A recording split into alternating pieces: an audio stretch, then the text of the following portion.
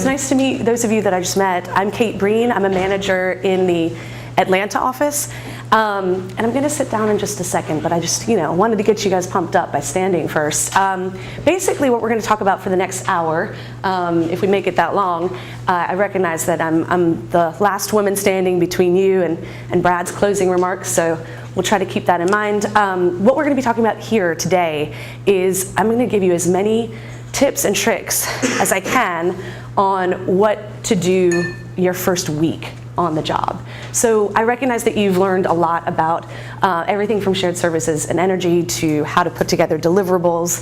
But this is what I found when I surveyed. I talked to about 15 to 20 different consultants ranging from analysts up through directors, and I asked, hey, what do you want all these new hires to know when they come to your project? What's the one or two top things that they need to know in order for them to be successful? So I compiled that and tried to organize it, and then we will now take about an hour to walk through it. And hopefully you'll find it pretty interesting stuff. So with that, this is mine.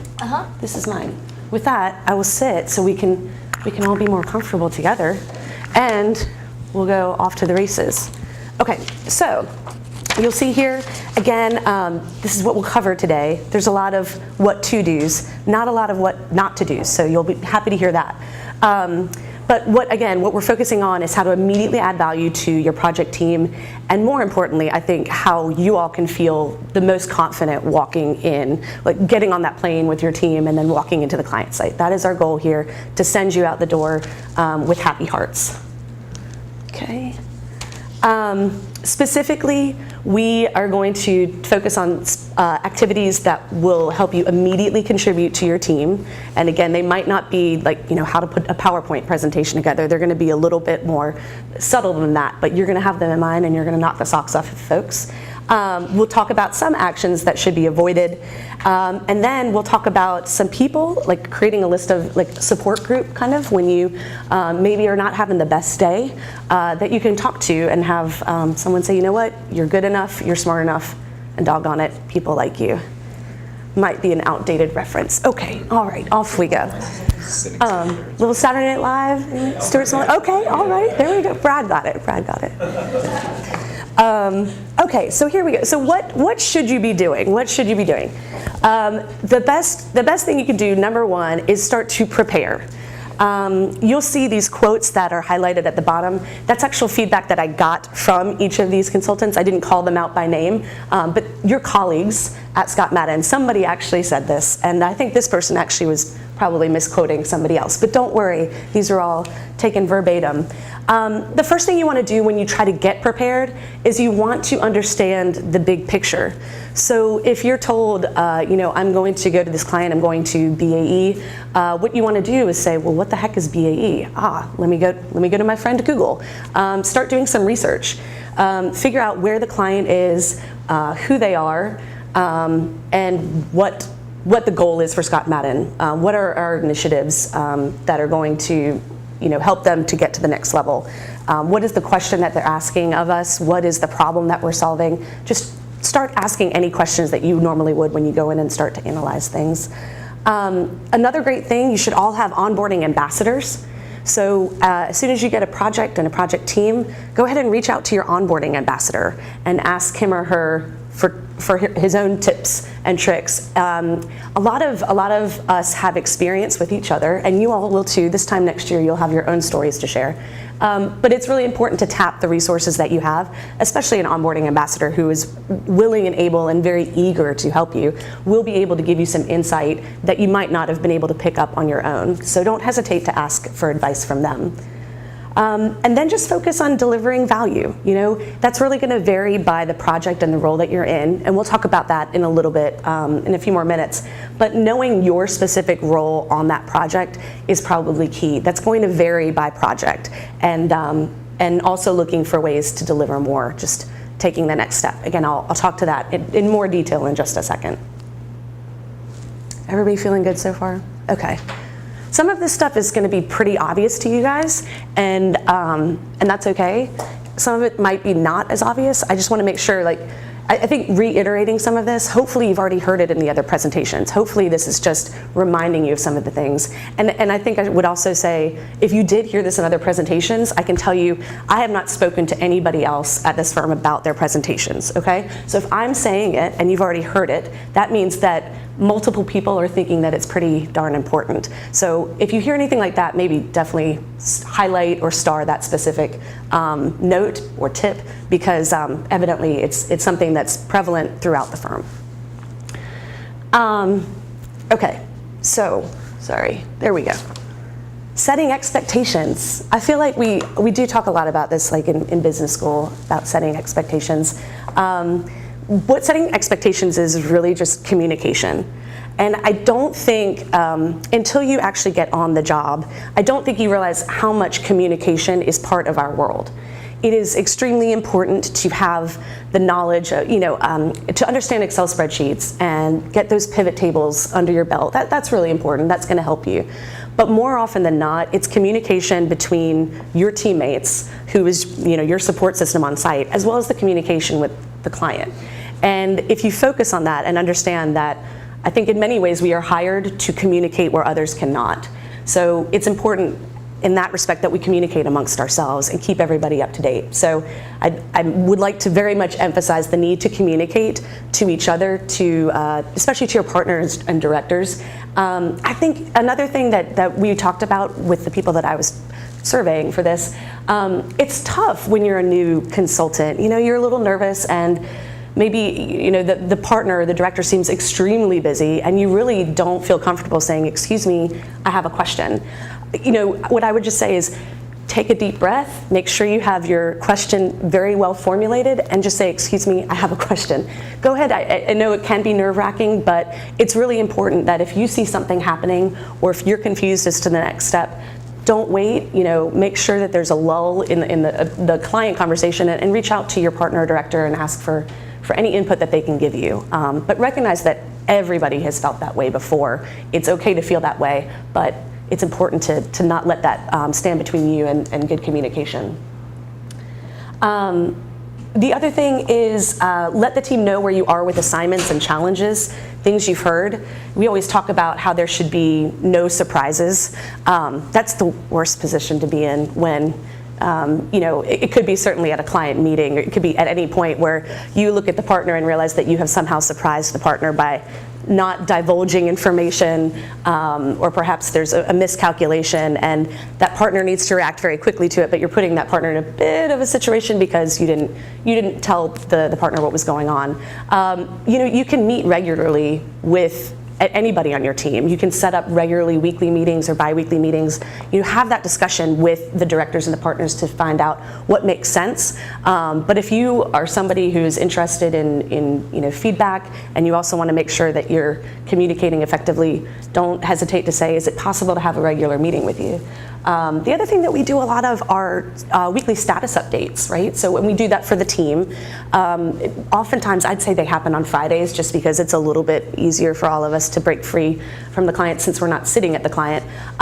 If there's something really pressing, please don't wait for that weekly meeting. Again, just, excuse me, a little bit of a situation here, just want to call your attention to it. And I think everybody would greatly appreciate that. The second bullet down for setting expectations, we just have kind of a long list of things. So you're going to be given tasks, things to do.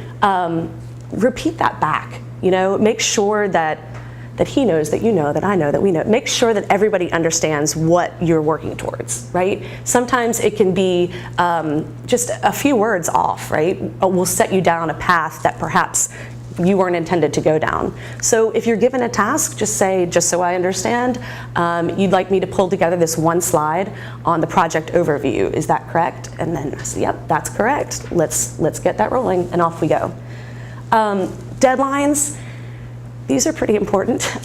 So we have deadlines for the client, certainly, but we have to remember that everybody needs to take a look in this at whatever it is you're doing internally. Sometimes you're pulling together numbers that need to go into a slide, that needs to go into a deck, that then gets presented to a client. So you can imagine we're backdating this deadline. I personally, we all have our different work styles and our different personalities. If I have a director or a partner say, please, I would like this I would like this on Wednesday at noon. I will then say, okay, does it need to be done at Wednesday at noon, like final?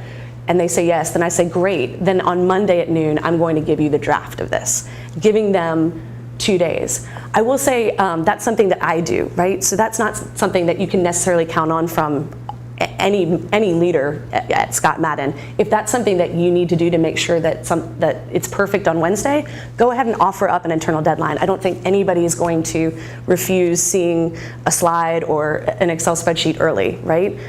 They would want to be apprised of your situation as you're going. So if you need to set your own deadlines and just say, look, guys, it would really help me to get you what you need if we do this, Monday. I think that the answer will be yes. Can't wait to see it, and we'll work through it then. Don't make assumptions about an assignment. This kind of touches on, repeating, ask questions. There's no need to jump to conclusions, and if you don't understand something, it's okay to ask. I'll reiterate that again as we go through our hour here, but it's okay to ask questions. Sometimes I think we put a lot of pressure on ourselves. We're smart, educated people. You're all in this room for a reason. We think that you're smart and educated and that you're going to bring something to Scott Madden. But it's still okay to not know everything. And that goes for new hires. It also goes for experienced hires. I think the partners would say the same. I mean, what's great about this job is that you're constantly learning, right? It's almost an extension of school in that you're just always learning on the job. You're learning about industries, you're learning about different types of departments, whether it's HR or finance. It's a fascinating job, but there are going to be times that you don't know, and it's okay to ask your team for those answers. Additional communication always allows the partners to understand your knowledge on a topic and can direct you to resources to help bring you up to speed quickly. So yeah, keep asking those questions. And I think what that opens up is like a conversation. Who doesn't like conversing? I do. So when you're asking these questions and you're saying, hey, this is what I do understand and this is what I don't understand, it'll allow the person that you're speaking to say, you know what, I think that you have a handle on this, but if you go to this resource, you might be able to get something even better. So those with more experience can direct you to really get up to speed. Good.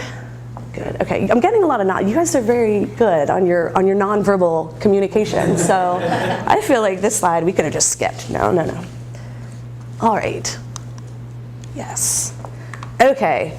Pay attention to detail. Admittedly, some of you might have heard me say on the title slide, it might have said June 3rd, 2016. So that was me not paying attention to detail.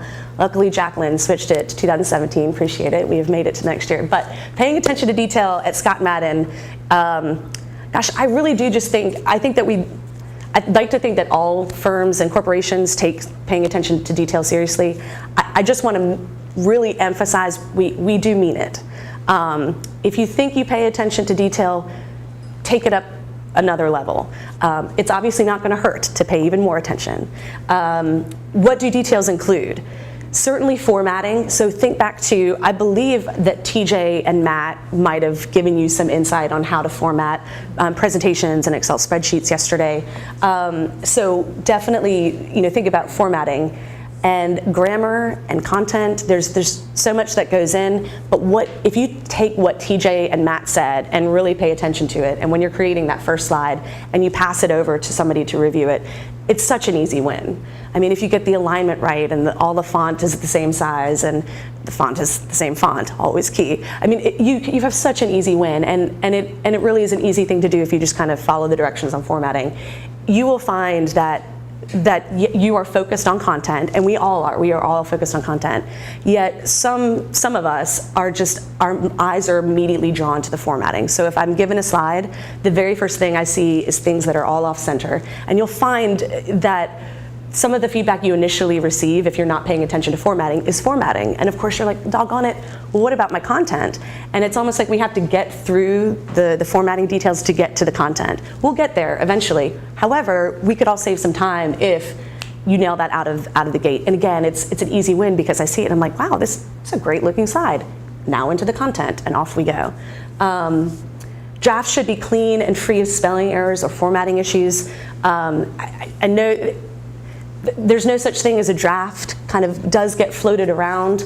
However, we know that we go through several iterations, so whether you want to call that a draft or not is up to you. The point is, you shouldn't be turning in a draft as a skeleton. You should be turning in, this is what I truly believe we are going to deliver. And at that point, you will go through some revisions and move boxes around and change wording and whatnot. But a draft is really more of a finished product that you see as finished, and then together, collectively as a team, you'll bring it across the finish line. So I just wanted to set those expectations with you. Review, and review again. I'm a big fan of printing. I recognize, I think some of you might be just fine on your computers, but I'm a little old school, so I like to print it out, take a colorful pen, and just go through and read everything and sketch things out. I do that on my own so that then I can make updates and correct obvious, grammar issues or whatnot.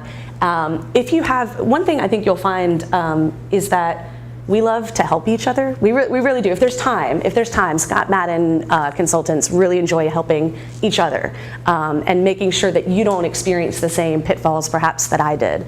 And so to that, if you have a friend and you would like to ask that friend to review, or you are stuck on something and that friend is off the project, ask a friend to review. Will you please look at this and check for formatting? Friend will either say yes or no. You can go on to another friend, but it's another set of eyes that are there. But hopefully you felt that already. Hopefully that's one of the reasons that you're here, is because you understand that we're very supportive of each other, and our goal is that everybody succeeds, because then we'll be succeeding together, and it's a lot more fun to celebrate that way.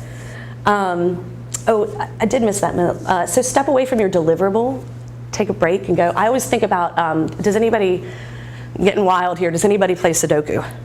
Well, thank you. Sometimes, thank you. Okay, I'm a big fan.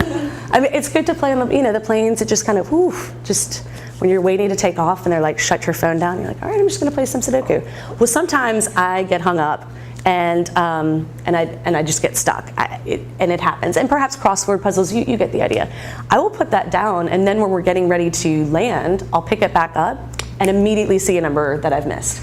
I mean, it takes that small amount of time to get your mind off of something and then go back to it. So, you know what? If you can get something done before lunch, go take a lunch, come back and look at it again. You'll see a number of things. Even if you're not thinking about it at lunch, your mind is still relaxing to the point where it can pick up where you left off.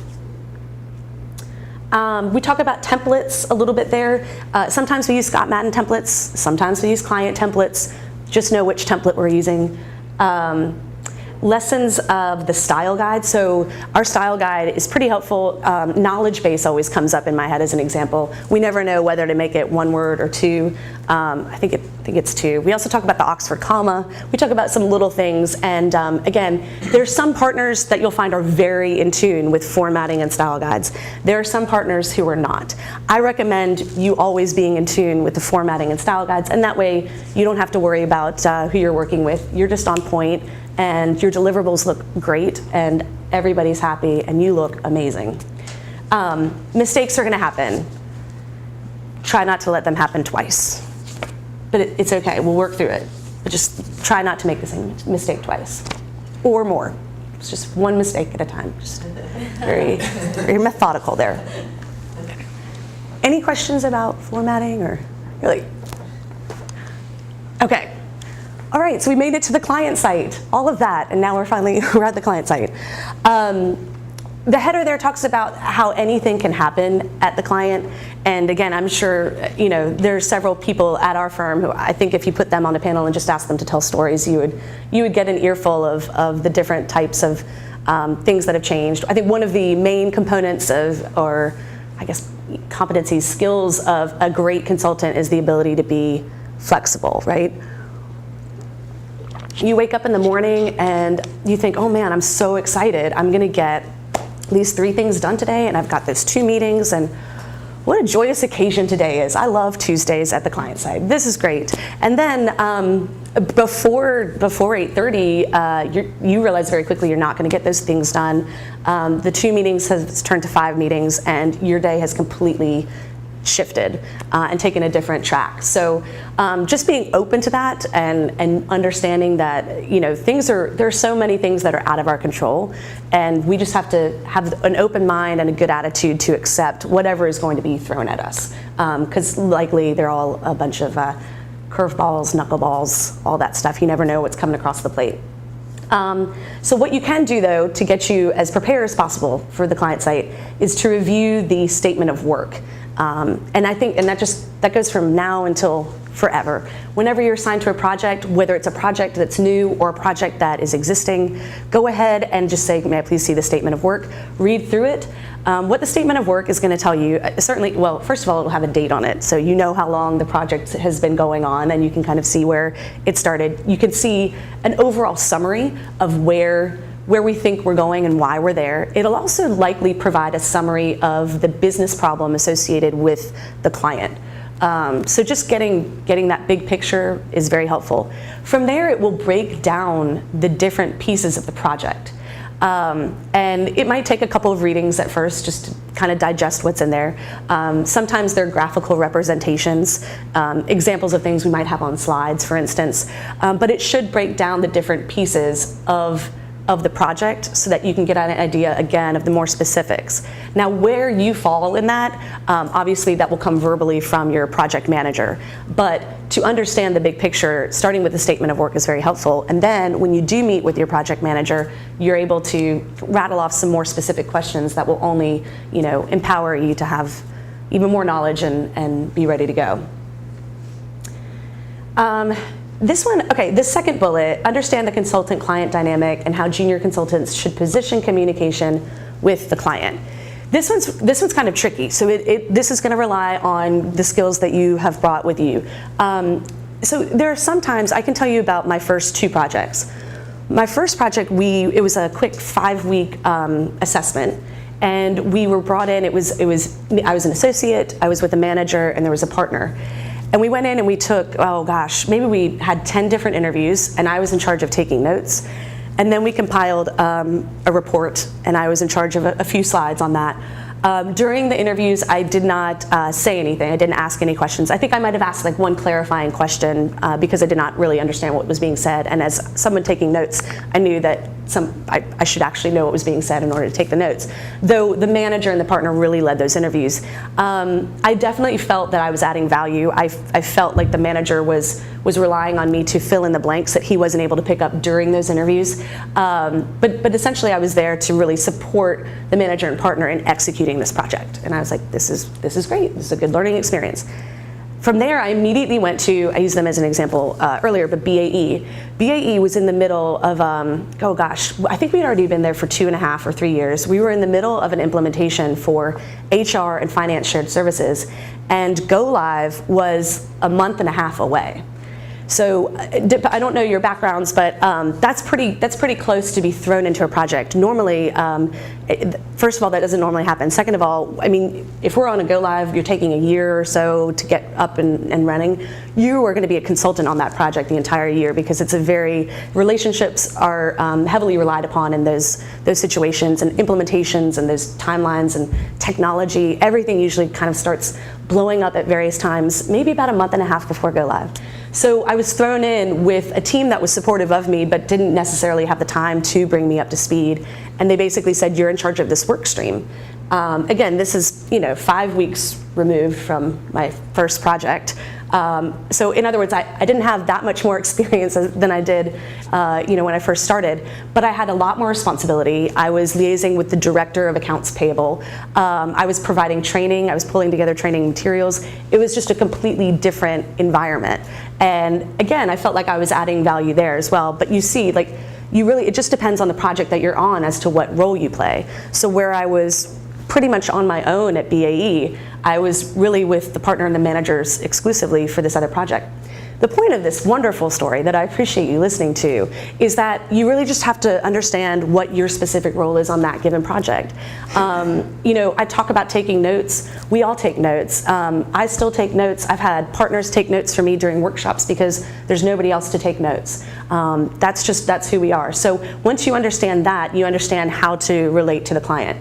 On that first project, first of all, we all know I was not at all experienced enough to carry on conversations with the client about this specific work that we were doing. Clarifying questions, yes, but leading discussion or anything like that, it just wasn't really appropriate. With BAE, I had to bring myself up to speed to have those conversations, and I was having them on my own. It made more sense for me to be the direct contact with this particular client, allowing my project manager and partner to talk to this more senior level management. So understanding that and understanding that it's going to change, and you could go from BAE to an assessment, right? You could be used to having like that autonomy and that ownership, and then go back to an assessment where, again, it's a little bit more manager led. So it comes back to flexibility and reading the room and giving long-winded examples like that. And you're welcome. There's more to come. Don't worry. Don't worry. Okay, number 3, listen, which is something that I haven't been doing, mainly because nobody else has been talking, let's be fair. But the whole active listening thing, I will tell you, so I don't know, so I took a communications course back in school, and it by far prepared me for consulting more than anything else. And I think it was called Communications for Developing Leaders. I don't know if they still... We changed the name for us, and they just changed it. Okay, all right. So one of the things that we did there, and you're going to be shocked when I tell you this, but it's a true story. One of the exercises we had to do is we took this little placard, like almost like our name signs here, and on the placard it said, "Hi, I'm doing homework. I'm not allowed to speak for 2 hours." And you're supposed to take it to a public place. I mean, we all kind of went to the cafeteria downstairs, and I sat down at a table with some friends, but I put it there, and then basically you could nod yes or shake your head no, but you could not speak. And I got the most out of that than I ever have. So obviously that was a lesson in active listening, because I could not speak. A number of things happened that I noticed. Number 1, there were some conversations that I did not enjoy at all. I was like, this is so boring. I wish that we would just change the subject, which I would have had I been able to speak. But then that also would have taken away from the people who were obviously enjoying the conversation that I was not a fan of. The other thing is you learn that when those awkward silences happen, they're not awkward for that long, right? So by just taking a breath before you respond, you're making sure that the person has finished his or her thought. You're not cutting a person off. You're just waiting. Well, number 1, that's polite. Like, let's not cut anybody off. Number 2, in waiting that extra beat, whether it's 1 beat or 2 beats, that person then feels a little awkward because of the silence. And do you know what that person does? Fills it and gives you more information that you didn't even ask for, which actually comes in quite handy on site, because maybe I don't know what to ask next. So by taking a few beats to myself, sometimes the client just starts spewing out more information, and I'm like, oh, thank you that's very fascinating, that I might not have necessarily asked them. So active listening and just being comfortable taking in as much as possible is really important. And listening will help you guys get up to speed in no time too. Yay, listening. If you want to practice the 2-hour silent thing, let me know. We'll go to lunch and I'll just talk. You know I can do this. Good. This is a good one. Okay, feedback is a gift. I don't know. We all believe that feedback is a gift. And the great news is you get it here at Scott Madden. You're gonna get feedback. Some of it's quite direct. A lot of it is because I always feel this way, and I want to make sure that you all take the right approach as well. Nobody would be giving you feedback if they didn't care about you and think that you were capable of doing even better. So that's where the feedback is coming from. Depending on the people that you're working with, the feedback will be delivered in slightly different. It could be verbal and immediate. It could be verbal at the end of the week. It could be coming in the form of your project review. Our goal at Scott Madden is to make sure that when you get to the project review, there are no surprises. Nobody likes the surprises, partners, associates alike. But be prepared to receive the feedback, and if you can react quickly to it, that's the most important thing. Understanding, you can have a conversation. It's not like you have to just say, oh gosh, thank you, okay, I did that wrong. That's not the point. But having the conversation with the person giving you the feedback and saying, thank you for the feedback, I got that, I can make that tweak. Making the tweak, it goes miles. It really does. And people notice that and really admire it. And again, and then you shine even brighter, which is the goal of all of this. Getting a little technical here on these next two, but again, these are the details you need to really knock it out of the park. So when you join conference calls, wait and listen before stating a name so that you can gauge the tone of the call. This is obviously, some people have not waited and just blurt out like, Kate's on the line, and you're like, I'm in the middle of a sentence, that type of thing. The other thing I'd add with conference calls is slow down when you speak and add pauses. I'm not sure, I actually don't understand the technology of it, but I do understand that this exists. When you are on one of those larger conference calls or you're on a speaker, if one party is talking, it almost blocks out any other party. So I've been in a room with somebody trying to interrupt, and it's for naught. You're never going to be able to interrupt because the one other person is monopolizing through technology the line, right?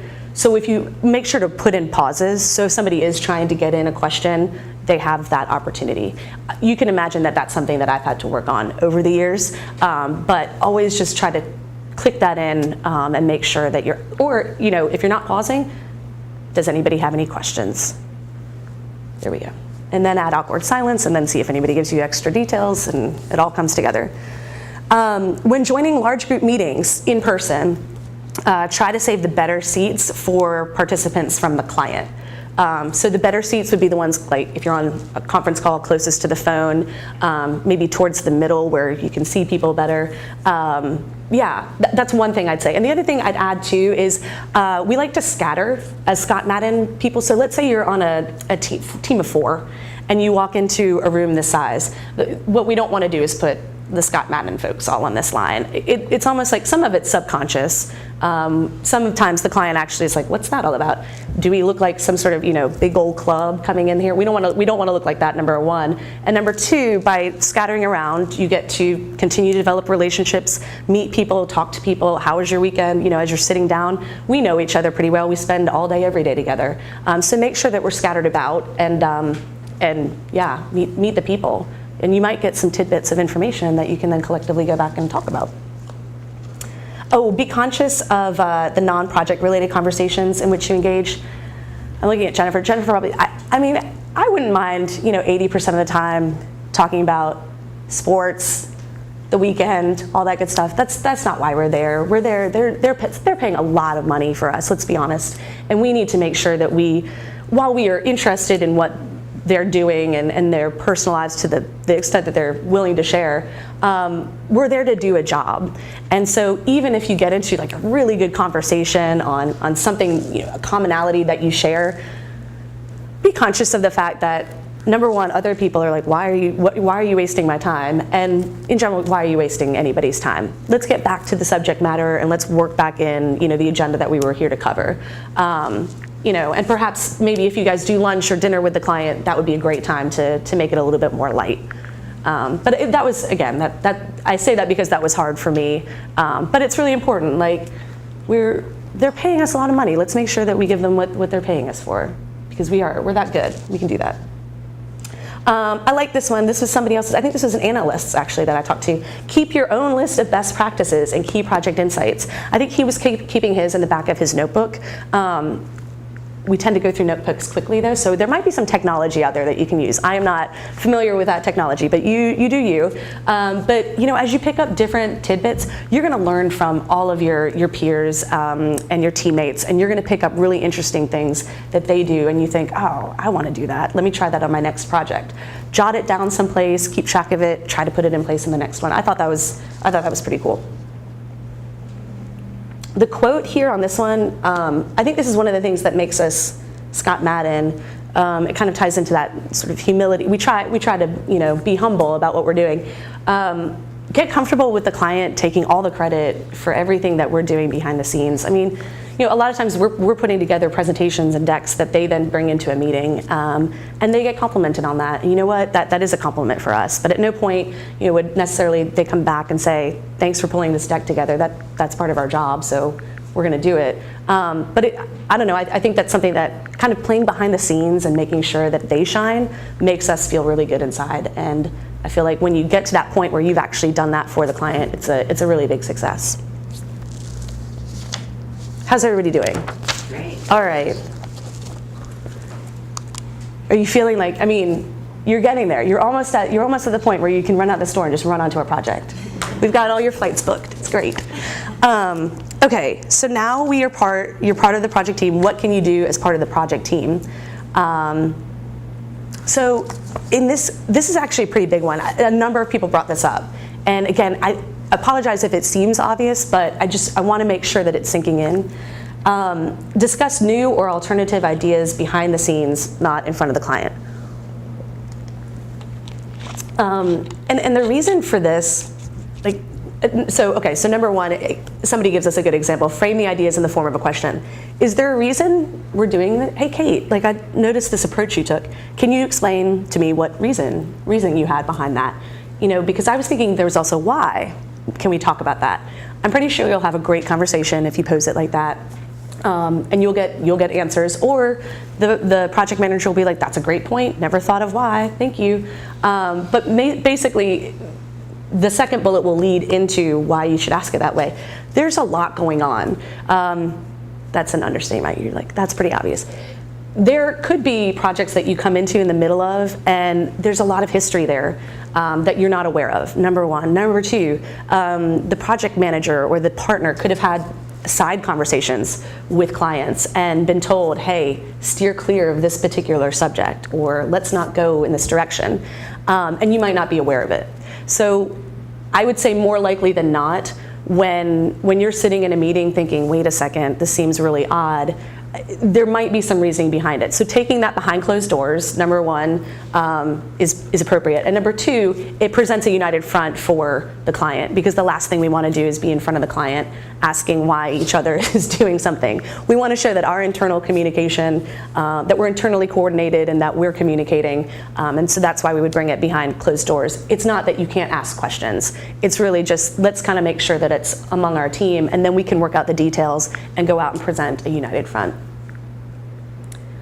The second bullet, again, know your role. I know we talked about this, but in this case, I would just ask existing team members for input, even if it's a new project. So certainly if it's an ongoing project and you're thrown into the middle of it, please reach out to people who are already there and say, how's it going? Ask more specifics. The thing that can really help you, I don't know that this is in here actually.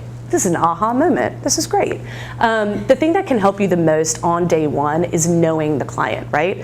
So if there's an existing project that you're assigned to and you can get specific names, titles, and responsibilities of people, then you can walk in immediately and just be like, hi, Ryan, it's so nice to meet you. I've heard a lot about you. I'm Kate. We're going to be working together on the change management work stream. And Ryan's going to be like, yeah, gosh, good to meet you, Kate. So it makes me look really smart and credible, thanks to my teammates who brought me up to speed. It gives Ryan, hopefully it builds trust with him. I look confident. He seems like he's in good hands. If you can actually know the names of the people you're going to meet, it makes it a lot easier to know who you're talking to from the start, and starts building trust immediately and the relationship.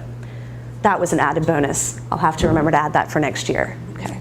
The last one is there's no need to prove yourself immediately. I think when you first get started, of course you're raring to go, and we love the self-driven nature and enthusiasm. That is great. You don't have to summit the top of the mountain on your first project. It's okay. And it's okay to just understand, this is what I've been asked to do, and I'm going to do it very, very well. I think somebody said something like, if you're asked to sweep, sweep. You won't be asked to sweep. But if you're asked to sweep, sweep. Sweep very well. Don't miss any corners. Don't sweep it under the rug. Put it in the dustpan. Let's move on. That's what you can do very well. And when you develop that trust within your team, you will be given more responsibilities and more and asked more. People will ask more of you, and you'll continue to add more value, add more value, add more value. So there's no need to go sprinting out of the gate just to show this is how smart I am or this is how much I know. It's okay, just ease into it, do your tasks, do them well. I think me make sure. I don't want to, yeah. There's one other thing that I'd add here that I either skipped before, or I think if you do see an opportunity to add more value, again, like all of your backgrounds are so different. You could be put into an industry that you're like, I'm in healthcare, great. I worked in healthcare for 5 years before this. I know what I'm doing. That's great. If you do want to take an initiative, what I would just warn you about is ask before you leave, right? Because you could take off running and run down this path, and then we have to actually bring you back because we weren't going there. And you've wasted time and your effort, and now you have to do this anyway and go in a different path. So just double check, just communicate that to the project manager. You're more than welcome to go above and beyond, but before you go too far above and beyond, say, hey, just want to make sure this is okay. And more often than not, it could be, wow, that sounds awesome. Like, let's give that a whirl. Or it could be, I don't think we're going to go that far in this particular project. That's great for phase 2. So why don't you tuck that away, and if we get brought back for phase 2, we'll do it then. Okay, this is my favorite. This is a good slide. Nope, where am I pointing? Okay, while traveling, I think actually this slide normally comes as a surprise to some people. There's some things, I don't know, hidden in there that are like ahas for the viewer. Okay, so obviously we're expected to travel. It's nice, I will say this, it's nice traveling with professional travelers. That's, your fellow consultants. Yeah, it just becomes, it's like somebody getting on the subway and going to, work in New York. Our subway is just a plane in the sky, and it takes you to another city.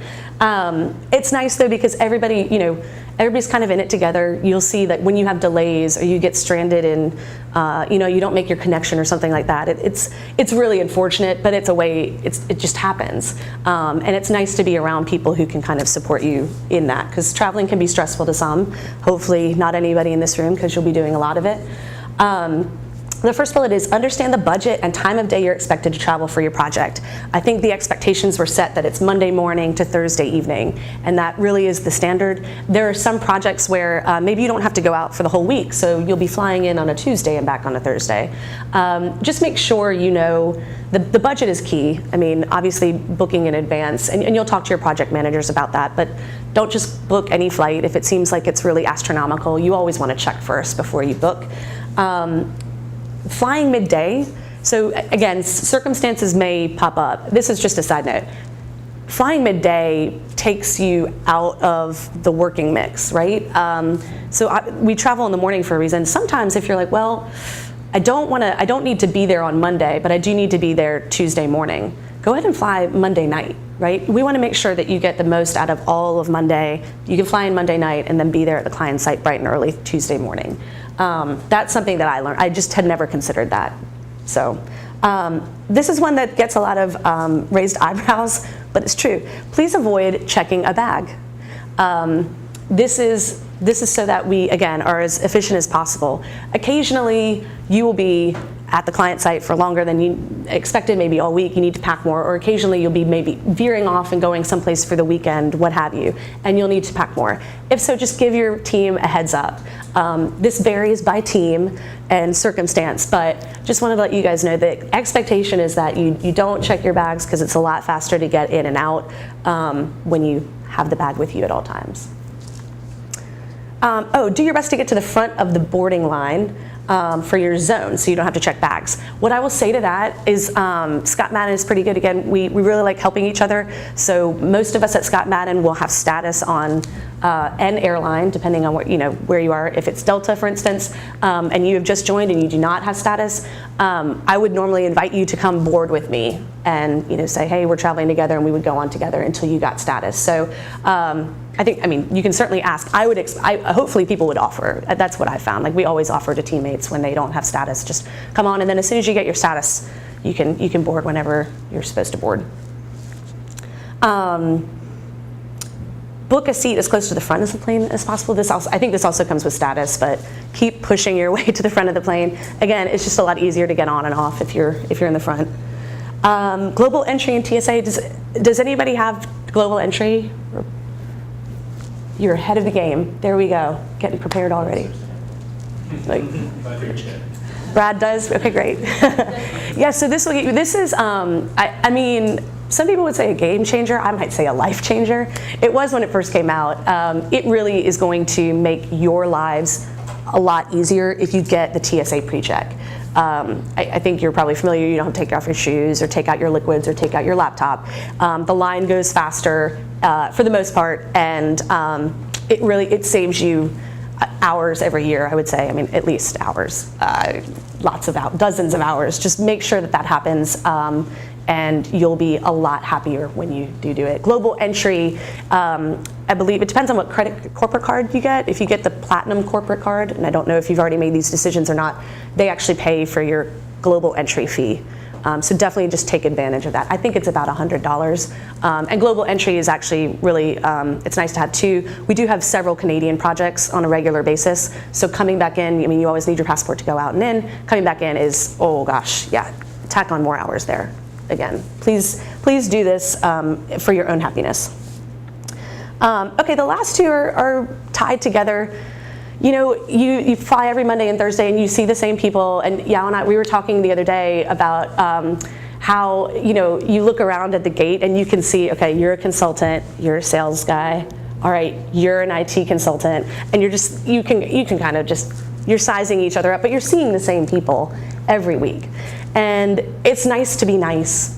And when we are all in this together and we are all traveling together, and sometimes it's not as much fun as other days, it's really nice to just be around people who are not mean. So if you consciously, and I think that you're here at Scott Madden for a reason, because you're not mean people. So we've already got that going for us. But if you continue to just put out that positive energy and good karma, the idea is that hopefully it will come back to you when you need it. Be thoughtful, be polite. The other thing is, I mean, we can tie it back to Scott Madden. Number one, I think it's just good to do all those things. Number two, you never know who you're sitting next to. You never know what conversation you're going to have. You're a representative of Scott Madden, and these are the values that we like to represent. We like to treat each other with decency and not be rude, and show support for our fellow travelers by putting our bags in wheels first, please. You know, that type of stuff I feel like can get you someplace. So, you know, just put the good energy out there, and hopefully it'll come back to you and you could really use it on a Thursday night or something. Any travel, I feel like travel questions, there are always a lot of travel questions. But maybe you've already covered those. Good, okay. All right, super. We're cruising. Man, having an hour this year, I mean, you guys get so much more detail, I tell ya.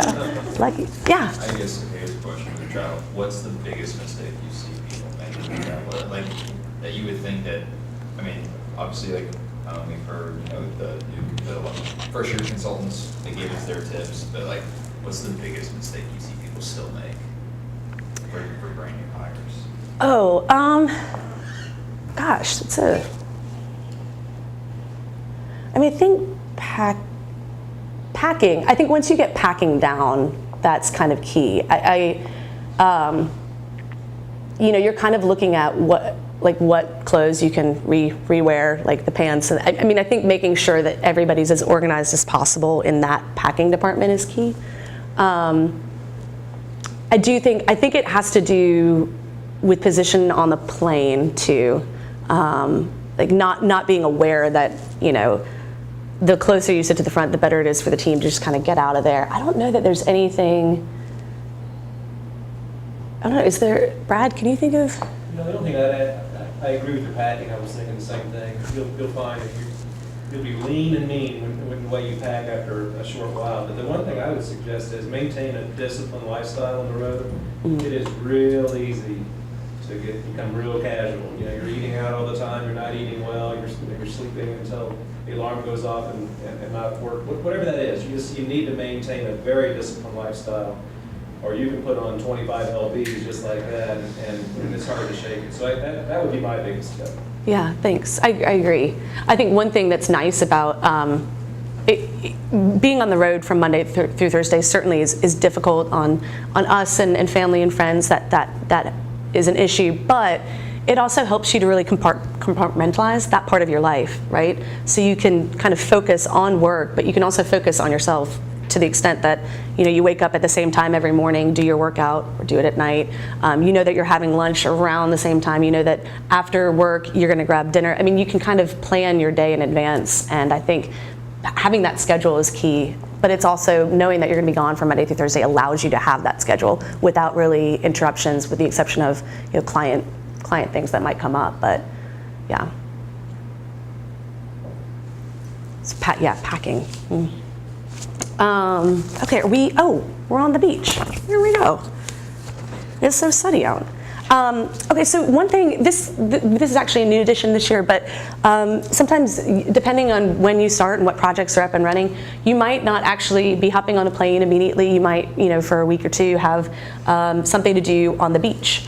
So this is going to give you an idea of what you can do if you do find yourself on the beach, especially in the beginning of your career at Scott Madden. One is, you know, sign up for all the training videos and watch them. I feel like you've experienced that already this week, so we can probably check that one off. But if somebody who were to start, you know, in October would want to make sure that all the training videos were watched. There's volunteering to buy Friday breakfast. Now, that does not, wouldn't it be great if we just made every new hire just buy us breakfast every Friday? No, I'm sure I hope you're aware that we are nice. We have the privilege of getting breakfast on Fridays, which is a really awesome thing, because you've been on the road all week, and depending on what you might not have the cereal and milk ready to go on Friday, let's just say that. So to be able to just put on your clothes on Friday morning, go into the office, and know that you're going to get a meal, I think is a really nice treat. And what it does take, though, is a rotation of us bringing in the meal. It does not come out of our pockets, so when it says please buy the breakfast, don't let anybody sucker you into actually buying the breakfast, but coordinating it and making sure that either you bring it in or it's delivered, depending on who you go with, is cool. And you make so many people very, very happy and very appreciative of eating that breakfast. You can also email partners and consultants that you interviewed with and say, hey, do you know of anything going on? Can I help? Or do you have any suggestions while I'm on the beach? Normally, I should probably take a step back. Normally, when you're on the beach, Jennifer gets word from other consultants, managers, directors, partners that we could really use some help on this project. Or, hey, I have something about SOV. Are you familiar with SOVs? Great. I have an SOV to write. Do you have anybody on the beach who could possibly help me? And Jennifer will then say, I have this list, okay, and yes, I do. Please contact whomever. Sometimes, though, that there might not be that demand, even on the beach. So these are things to do when you're not doing something on the beach. To talk, just to make sure that you're still, you know, engaging your brain and providing value for the firm. The other thing you can do is go out to, and this is more for, again, more new hires, go out to lunch. I know this list is like a fun list, bringing in breakfast, going out to lunch, but going out to lunch just to meet the new people. Again, we would love to meet you guys, and I hope that we are gonna come and make sure that you have a good lunch when you first join, and physically join at the office. But if we're not, please ask us. I mean, everybody, Lord knows I enjoy my lunch breaks. So, you know, if you wanna grab some Panera or something, I'm happy to go with you. And I'm pretty sure everybody else is too. We enjoy our lunches. Go on SID to the COP section and read the last quarterly meeting slide decks. I really like this one because they have a lot of information in there, and it'll help you understand what each COP does a little bit better. Some of them are a little heavier than others, but they're all good. Read the EIU, the Energy Industry Update. Some are a little heavier than others. That's what I can say about that. But this is one thing that we do just so well every year, and it takes the collaboration of a lot of people on the energy side of the practice, and Taylor Cashton, our graphics guru, our graphic designer, to really put together just a beautiful piece of literature that people in the energy industry really look to. So read that, read the Utility Dive newsletter. There's a bunch of stuff you can do. If you need more, just let us know. All right, what not to do. This is, again, our short list. Do your best not to get frustrated. Things are going to get frustrating, but if you know, people are going to ask you to rework things over and over and over again, and it's just because we really want to make sure that it's perfect for the client and we're giving them exactly what they need. It's not always really, it's really more than likely not a reflection on you. So just take some deep breaths, you know, go for a walk, come back and rework the slide. Again, please expect that to happen, but also know that it's not personal, it's just part of the job. Don't pretend to know something you don't. It really is okay to say, I don't know. You try not to say it, you know, about the same thing over and over, but you just say, hey, you know, I'm not really sure. I can talk to the partner about that. Or if it's internal, just say, you know, I'm not familiar with that topic. Is there something I can read, or can you tell me what I need to know? It's okay to say that. Like, no need to pretend.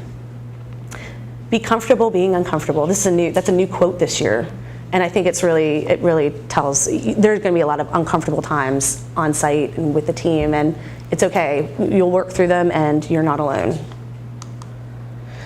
You also need to build a team around you. Again, like, you know, I think we have a lot of fun at Scott Madden.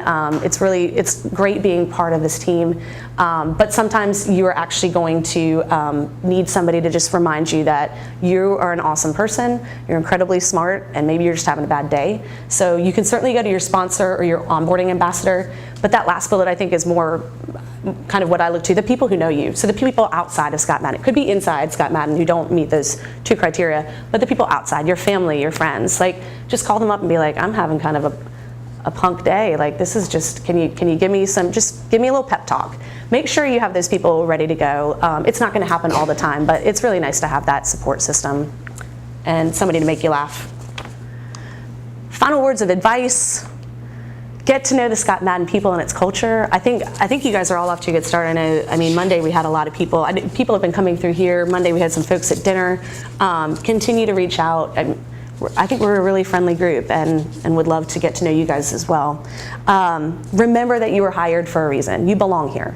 You belong here. We are happy to have you. We can't wait to see how you're going to make this firm even better than it already is. And just remember that at all times, especially when, again, some days it's easy to forget and just do a quick, wait a second, I'm here for a reason. I got this. There are many ways to contribute to the project and the firm. The sky's the limit. You know, we do have an open door policy here. You walk in that door and you say, I have this great idea, and then you'll either be told that is a great idea or that's a little kooky. Maybe I wouldn't go with that idea. But either way, you know, people are willing to listen and willing to give you that feedback and try to make you all the best you can be. So we are really happy that you're here, and I'm excited to hopefully see you guys all on my team. This is one big team right here. Can this work out? Are there any other questions, concerns? Are you feeling like you can conquer the world? Because, I mean, we can go lead a parade right now. All right, well, thank you all, and go get them.